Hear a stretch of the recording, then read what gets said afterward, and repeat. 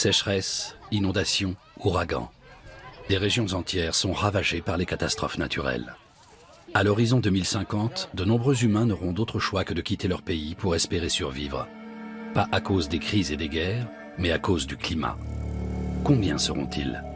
L'avenir de la planète et de l'humanité est préoccupant. Depuis 2 siècles, la population mondiale augmente à un rythme vertigineux. Nous serons bientôt 10 milliards. Les gaz à effet de serre qui polluent notre oxygène augmentent tout aussi rapidement, ce qui entraîne un réchauffement de l'atmosphère avec des conséquences dramatiques pour le climat. Plusieurs zones du monde vont devenir littéralement inhabitables parce qu'il y fera trop chaud, parce que les territoires sont inondés, parce que les terres ne seront plus cultivables. Les ouragans, les sécheresses, les inondations, les glissements de terrain et les feux de forêt seront potentialisés par la fonte du permafrost.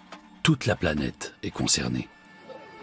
Sur le continent américain, les habitants du nord du Brésil fuient la sécheresse. Dans les Caraïbes et au sud des États-Unis, ils fuient les ouragans. En Afrique, les habitants quittent les zones du Sahel. Certains tenteront de gagner l'Europe. Des Espagnols, des Italiens et des Grecs migreront pour fuir la montée des températures. En Asie, les régions côtières disparaissent sous les eaux et les habitants se réfugient dans les hauteurs, notamment dans les deltas des grands fleuves, comme au Bangladesh. Les îles des mers du Sud seront intégralement submergées. En 2050, combien d'humains seront réfugiés climatiques? Aujourd'hui, on parle de 25 millions de réfugiés climatiques par an. Dans 30 ans, on peut raisonnablement s'attendre à ce que ce chiffre atteigne les 500 millions.